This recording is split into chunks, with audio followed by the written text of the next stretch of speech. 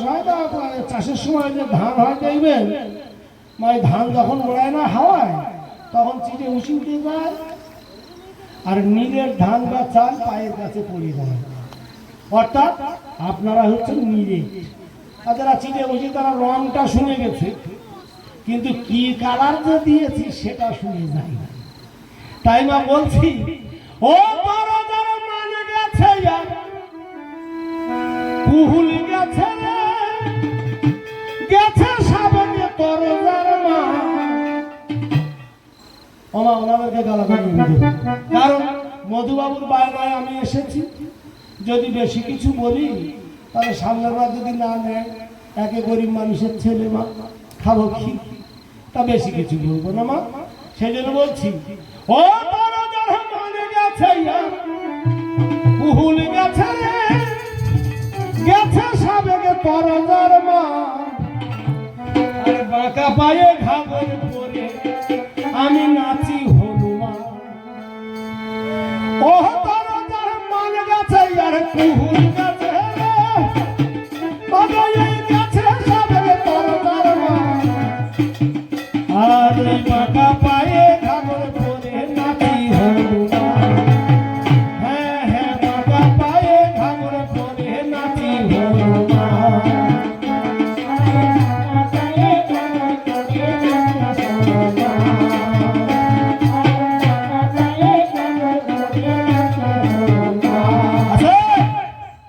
কোথায় সে বিজয় অমূল্য বাবা ওই গোবিন্দ প্রফুল্ল। আর মূর্খতার হবে তাহাদের মূল্য। কোথায় সে বিজয় অমূল্য বাবা ওই গোবিন্দ প্রফুল্ল। আর ওই মূর্খতার হবে কি আর তাহাদের মূল্য।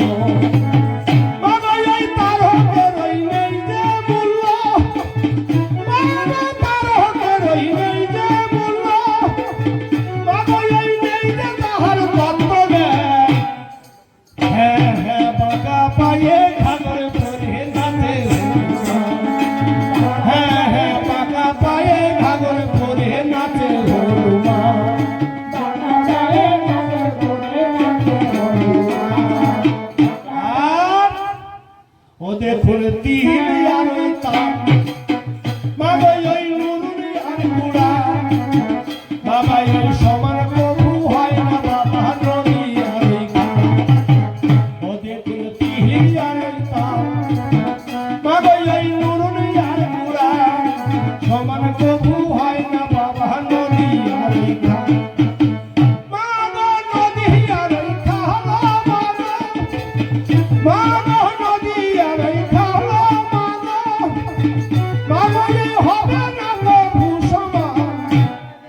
বাঁকা পায়ে ঘাগর পরে নাচি হনুমান।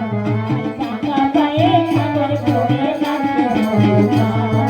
বাঁকা পায়ে ঘাগর পরে নাচি হনুমান। দেখুন ভাই আর ওই শালা আগই ওই তলি আর ওই মালা। সমান কবু হয় না বাবা ভেন্ডি আর। দেখুন ওই ভাই আর শালা মাগই ওই তলি আর মালা। সমান কবু হয় না বাবা, হ্যাঁ সমান কবু হয় না বাবা ভেন্ডি আর বলা। মাগই ওই ভেন্ডি আর ওই কলা মাগো।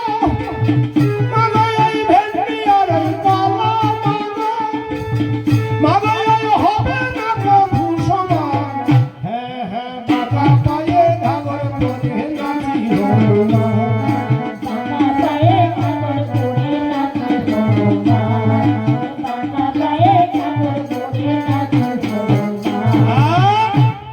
দেখুন ওই মাহাই আর মাসি আগই ওই টাটকায় আর বাসি।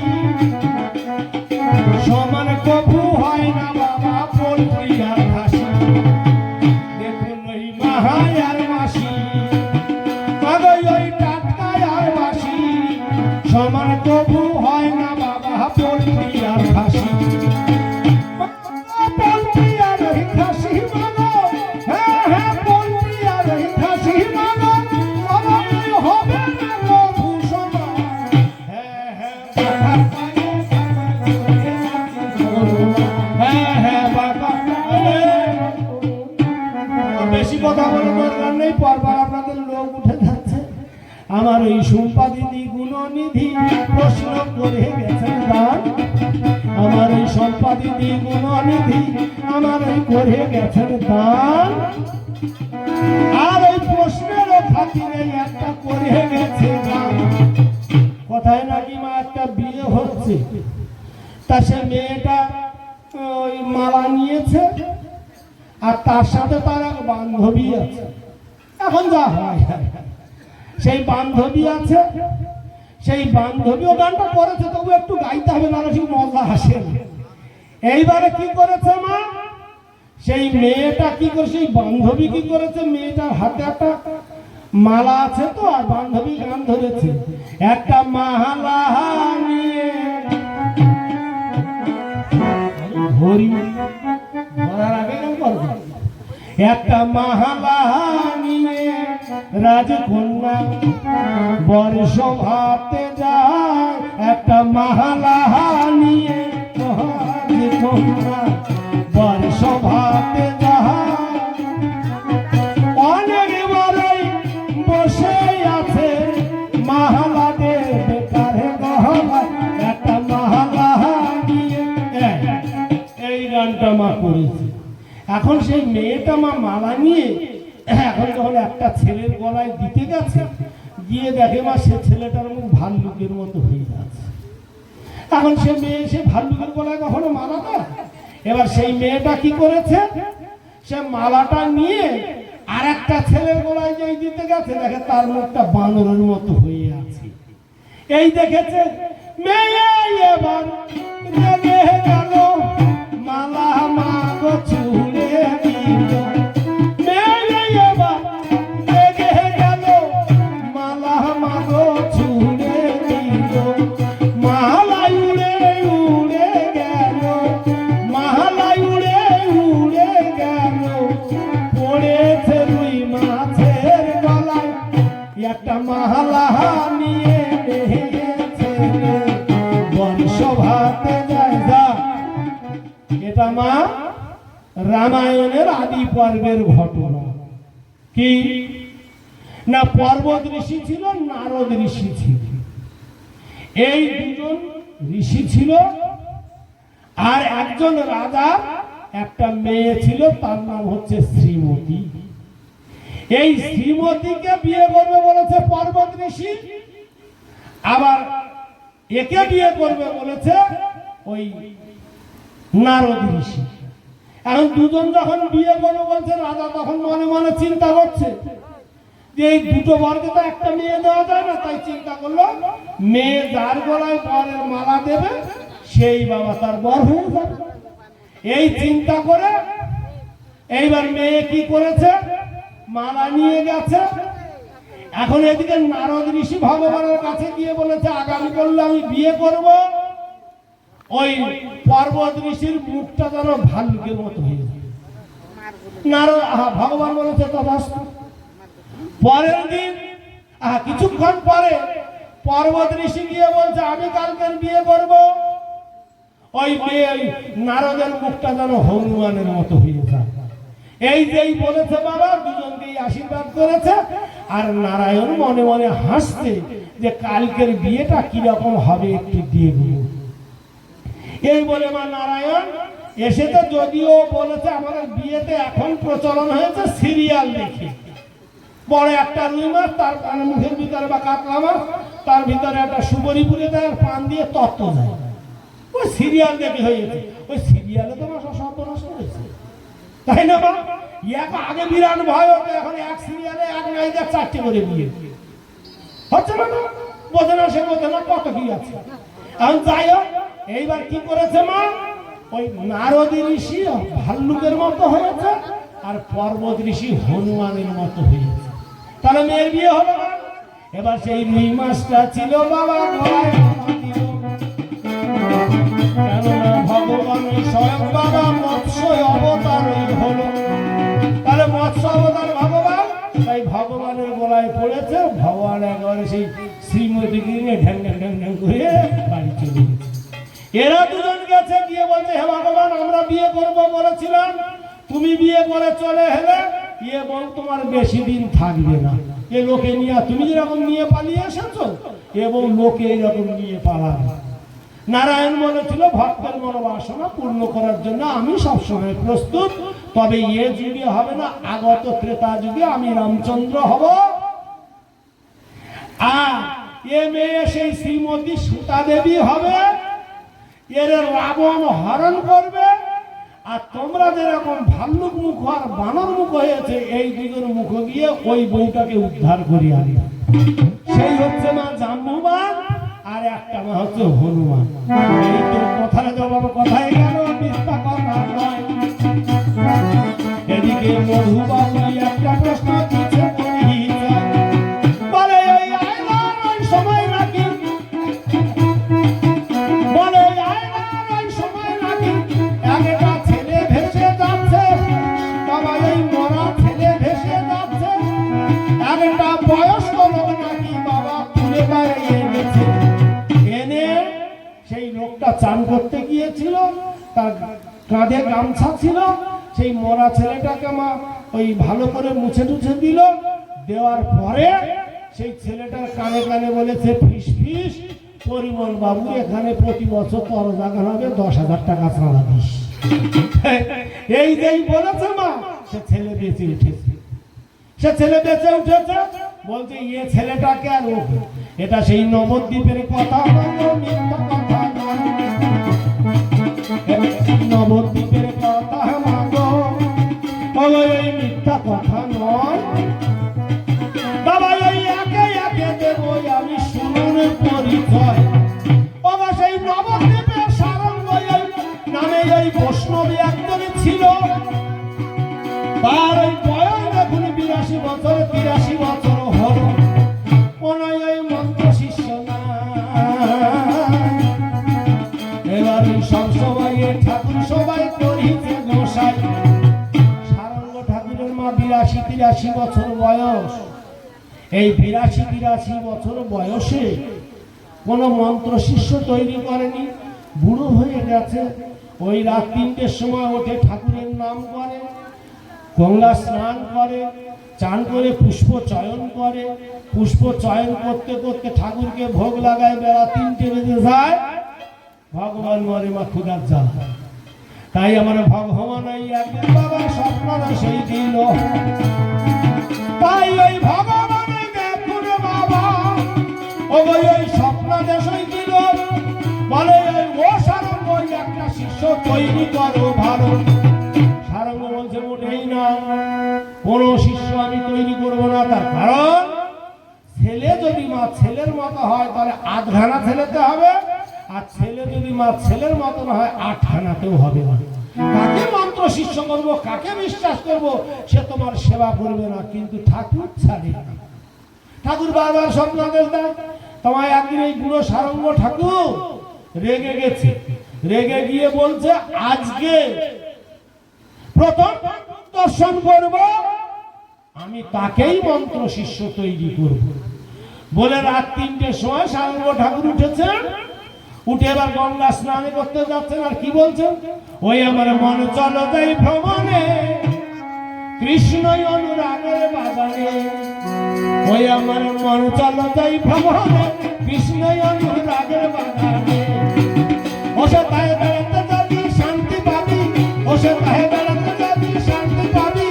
হ্যাঁ হ্যাঁ মন ভরবে আক্রানে, কৃষ্ণ অনুরাগের বাগানে। ওই আমার মন চলো তাই ভ্রমণে, কৃষ্ণ অনুরাগের বাগানে।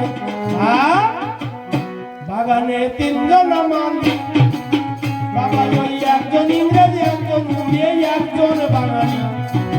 বাগানে 3 জন মালিক, বাবা ওই একজন ইংরেজি, একজন উড়িয়ে, একজন বাঙালি। তারাই ওই সেচ দেয় আর নাড়ে চাড়ে, তারাই ওই সেচ দেয় আর নাড়ে চাড়ে। মাগো ওই কাজ বাজায় অতি সাবধানে, কৃষ্ণ অনুরাগের বাগানে। এই কথা বলতে বলতে সারঙ্গ ঠাকুর চলেছেন। গিয়ে মা সকালে সেই ভোর হয়ে গেছে, গিয়ে যেই গঙ্গা স্নানে গঙ্গায় নাভি সমান জলে নেমেছেন তখন দেখছে পায়ে যেন কি একটা বেঁধে গেছে। এই যেই বেঁধে গেছে তখন সারঙ্গ ঠাকুর কি করেছেন মা, সেই পার নিচে হাত দিয়ে দেখে একটা 7-8 বছরের মরা ছেলে। সারঙ্গ ঠাকুর মনে মনে চিন্তা করছে, হায় হায়, কার ছোট ছেলে ভাবে মারা গেছে, এর বাবাকে মাকে জানি না, তারা কত কষ্ট পাচ্ছে। বলে সারঙ্গ ঠাকুর কি করেছেন মা, ছেলেটাকে উপরে, সেই মরে ছেলেটাকে উপরে তুলে এনে মনে মনে চিন্তা করছেন, আজ তো আমি ঠাকুরকে কথা দিয়েছিলাম যার প্রথম মুখ দর্শন করবো তাকে শিষ্য করবো, তাহলে হোক মরা ছেলে, যদি বাঁচে মহামন্ত্র বলে। এই বলে সারঙ্গ ঠাকুর কি করেছেন মা, ওই উত্তরীয় দিয়ে তার গামছা দিয়ে উপরে ওই নামাবলী ঢাকা দিয়ে কানে কানে বলছে, হরে কৃষ্ণ কৃষ্ণ কৃষ্ণ হরে হরে, হরে রাম রাম রাম হরে হরে। হরে কৃষ্ণ কৃষ্ণ হরে হরে, হরে রাম হরে হরে।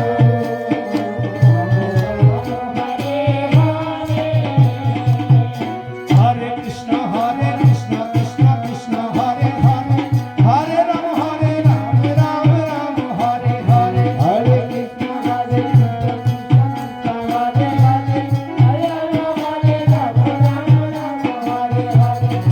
হরে কৃষ্ণ কৃষ্ণ কৃষ্ণ হরে হরে, হরে রাম রাম রাম হরে হরে। যেই না মহামন্ত্র মরা ছেলের কালে দিয়েছে দান, বাবা এই সঙ্গে সঙ্গে মরা ছেলে ফিরেছে পুরাণ। ছেলেটা বেঁচে গেছে। ছেলেটা কে? ছেলেটা হচ্ছে মুরারি গুপ্ত, যিনি কলিযুগের কবিরাজ ছিলেন, ডাক্তার ছিলেন, মহাপ্রভুর আমলে। এই মুরারি গুপ্তের কর্তা বাবা, আমরা যখন বিএমএ পড়েছি, সেই 90 সালের কথা বলছি, 92-93 সালের কথা, আমাদের এমএতে ছিল, ক্যালকাটা ইউনিভার্সিটির আন্ডার ছিল। এখন আছে কিনা জানি না, এখন বাবা হচ্ছেও কিনা জানি না, এখন কি হচ্ছে জানি না। তা এই হচ্ছে সেই মুরারি গুপ্ত, ছেলেটার নাম হচ্ছে মুরারি গুপ্ত। মুরারি গুপ্তর কর্তা পড়তে হয়। এই মুরারি গুপ্ত অর্থাৎ গুপ্ত কেন, গোপনে তার হরিনাম ছিল, মহামন্ত্র কানে দিল, এ পেয়েছে কোরআন। এই হচ্ছে মুরারি গুপ্তের জান। মা প্রশ্ন উত্তর এখানে সম্ভাবনা শেষ। আপনারা লোকজন কম, তবে মা একটা দুঃখ নিয়ে কালকের বাড়ি ফিরে যাব। এখানে অনেক বেচাকেনা করলো, মধুবাবু বেচাকেনা করলো, শম্পা দিদি বেচাকেনা করলো, আমিও বেচাকেনা করলাম, কিন্তু মা বউনি হই। কেন জানেন মা, এই আপনারা এখানে আমরা যারা এসছি, অপরাধ নেবেন না, তারকবাবু কি অহংকার করে যাচ্ছে না, মধুবাবুর ছেলে চাকরি করে, বউ চাকরি করে, বুঝেছে? তাহলে অর্থের অভাব নাই। আর আমি অগম্য আগে মাস্টারি করতাম, এখন আর একটা চাকরি করি, আমার ছেলেও পড়ায়, মেয়ে কলকাতায় আছে। তাহলে আমাদের অর্থের অভাব নাই, পরমার্থের অভাব হয়েছে। এই অর্থের মধ্যে পরমার্থ অশোক চক্র রয়েছে। টাকায় অশোক চক্র আছে না বাবা, আছে কিনা? ইনি কে? ইনি সেই চণ্ডাশোক ছিল, উপগুপ্তের গুরুদেব। কলিঙ্গের যুদ্ধ ইতিহাসে, কলিঙ্গের যুদ্ধ যখন হয়েছিল, কত লোক মারা গিয়েছিল। সেই চণ্ডাশোক দুঃখ পেয়ে বৌদ্ধ ধর্ম অবলম্বন করে দানী হয়ে গেল। এত বড় ত্যাগী, এত বড় দানী হয়েছে, ভারতবর্ষের ওই মুদ্রাতে তার ছবি রয়েছে, এমনি না। কিন্তু সমস্যা হচ্ছে, আপনারা সবাই বসে আছেন, দোকানে বেচাকেনা করলেন, কিন্তু খেয়ে দান করলেন। তামা বেশিক্ষণ না, সময় হয়ে গেছে, লোকজন কম। আমি একটা গান করি, যদি আপনাদের করুণা হয়, কৃপা হয়, তাহলে আমাদেরকে দান করতে হবে। যদি বলেন তারকবাবু এত, আপনার মধুবাবু এত আছে যখন, তাহলে দান করছেন কেন, ভিক্ষা করছেন কেন? মা শির করলে নত, তবে হয় উন্নত। যদি মা করি মাধু করি, তবে কৃষ্ণ নাম করি, তবে ভজে স্বয়ং হরি। তাই যদি কৃপা করেন আপনারা কিছু দান করবেন, না করলে যেন চলে যাবেন না। আর মায়েদের কোলে যে জিনিস দেবেন আমাদের ঠন ঠন করে শব্দ না হয়, একটু কাগজের দেখে দেবেন। তাই মা একটা গান গাইছি, আপনারা শুনুন। এই গানটাই সমাপ্তি। এই গানটা শেষ হবে, কিছু দান করবেন, করেই মা আপনাদেরকে ছুটি দিয়ে দেবো। অনেক জ্বালাতন করছি তো। তা শেষে এই প্রথমে ধরেছিলাম, শেষেই সেই কথা বলে যায়। হাসি মাথা বদনে ছলো ছলো নয়নে আনন্দ কাননে বলয়নি বা হরি বলো, হরি বলো মনে আমার। মামা টাকা দিয়ে যেন আবার পালিয়ে দেবো, গান শেষ হয়ে গেল। হ্যাঁ, হাসি মাথা বদনে চলো চলো নয়ন আনন্দ কাননে বলয়নি বা হরি বল, হরি বল মোহরে আমার। হরি বল, হরি বল মোহরে আমার।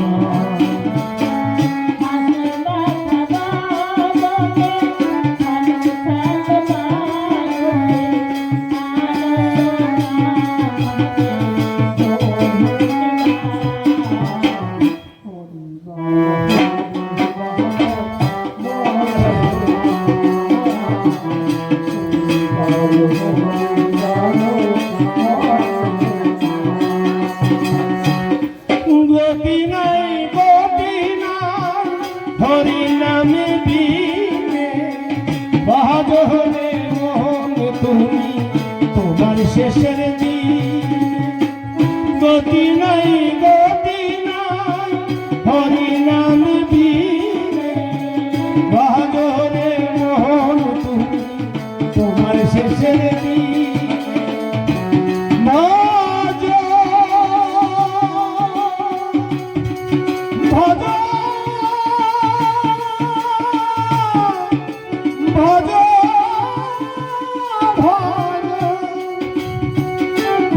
মনে মনে তোমার জীবনে, ভজ মনে মনে তোমার জীবনে, হরি নাম করো তুমি জীবনের সার।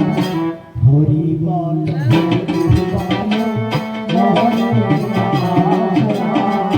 হরি বল, হরি বল মোহনে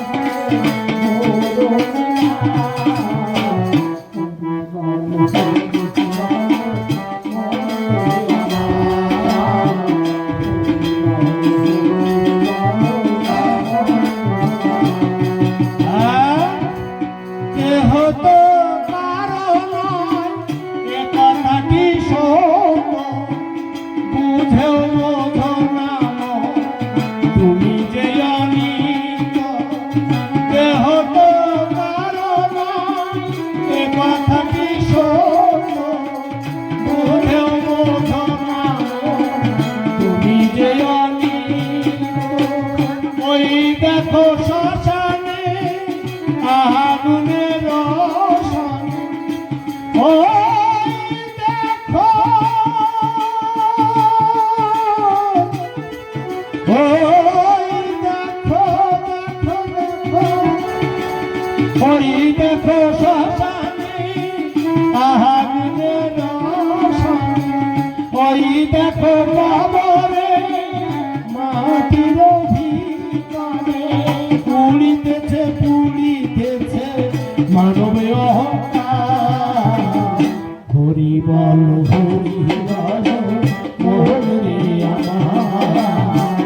হরি বল, হরি বল মোহরে আমার।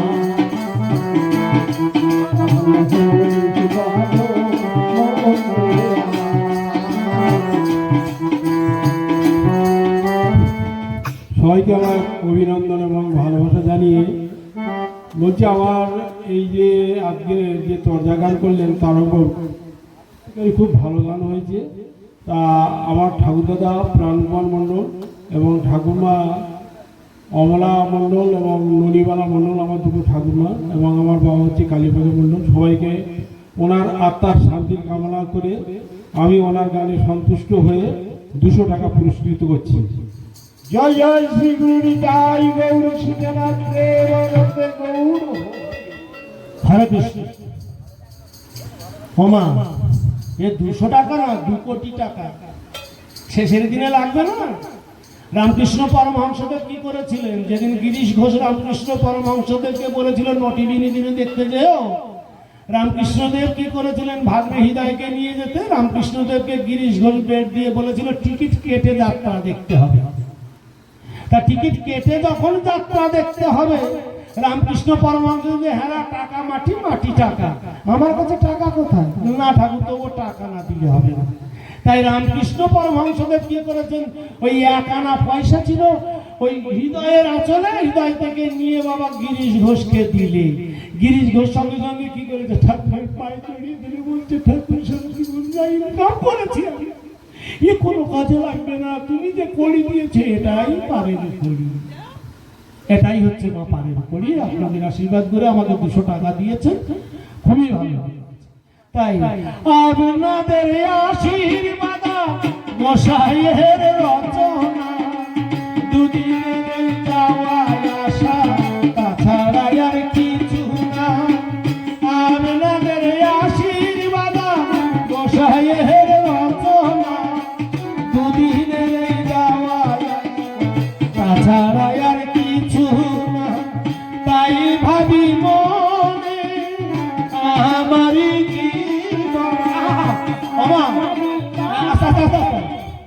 একটা কথা বলি, আমাকে প্রণাম করবে না। যেখানে বিগ্রহ থাকবে, মন্দিরে বিগ্রহ থাকলে, যত বড় বৈষ্ণব থাক, যত বড় ব্রাহ্মণ থাক, বিগ্রহ থাকলে মন্দিরে কাউকে প্রণাম করবেন না, তাহলে বিগ্রহের অপমান। আসলে আমি গাইছি, এখানে বিগ্রহ আছে, ভগবান আছেন, ওনাকে প্রণাম করি। আমি কে? এ পায় মার কিছু নেই, কিছু আছে? তাই আপনাদের আশীর্বাদ গোসাইয়ের রচনা, দুদিনের এই যাওয়া আসা তাছাড়া আর কিছু না। তাই ভাবি মনে আমারই জীবন,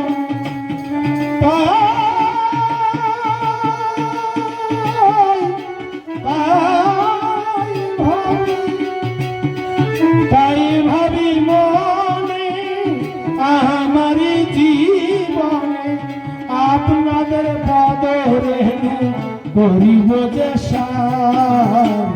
হরিব মোহন রে আমার, হরিব মোহন রে আমার। হাসি মাখা বদনে চলো চলো নয়নে, আনন্দ কাহার বল